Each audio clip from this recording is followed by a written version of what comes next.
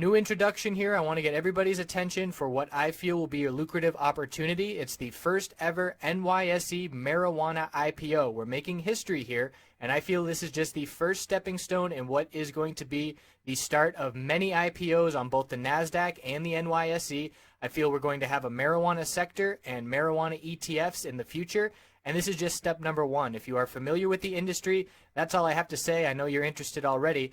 If this is new to you, this is going to be, in my opinion, the greatest financial opportunity in our lifetimes. This has never happened before. We have an established tens of billions dollar industry that the floodgates are going to open. It's becoming more and more legitimate legally, and this is just step number one. So Innovative Industrial Properties is the company. The ticker is IIPR. It is a real estate REIT that invests in medical marijuana facilities.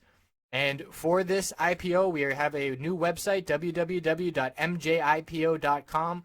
I put together an hour of research video going through the filings, researching the company and the executives, and establishing a game plan, looking at some other IPOs and how they have traded. We're going to have a chat room with live Q&A during that day, Tuesday, November 22nd. And we'll also have the live webcam where I'll be showing our charts, going over, pointing out key support and resistance levels, looking at the volume that's coming in. I'm really looking forward to this opportunity. I hope you will join us. Thanks for tuning in. Let's get into the charts. Hello everyone, checking back in on gold. So we have the dollar with a red day today, pulling back for the first time in 10 days, consolidating. We'll anticipate it to be short-term, normal, healthy consolidation after a breakout, which means a short-term bounce for gold, which couldn't come at a better time, holding 1200. But in my opinion, right now momentum does favor the bears breaking 1200 support on gold. And I say that because the S&P 500 is at all-time highs, and we know gold is a bit of a safety play, and there is no safety needed if you are at all-time highs in the market, and also because the dollar is so strong.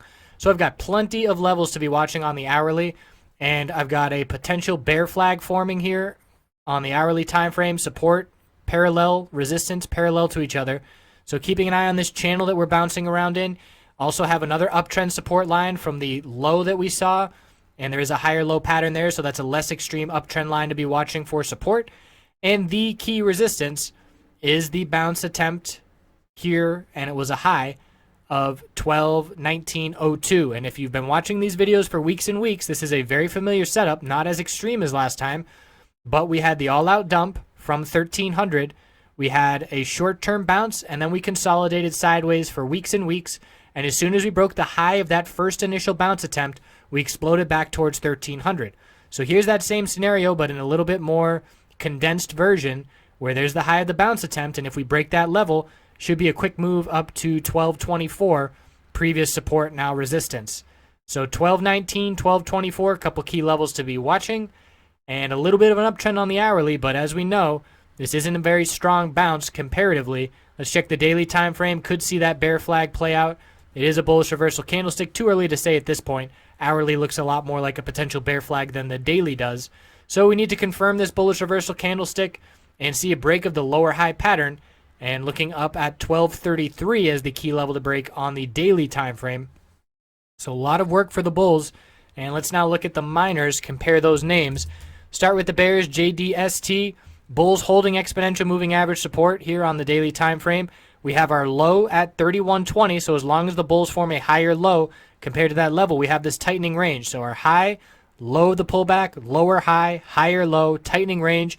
And at this point, a break of 34.48 would be short-term bearish, and a break of 41.40 would be short-term bullish. Checking in on dust, we have a very similar pattern. The low of the pullback, high of the bounce, higher low.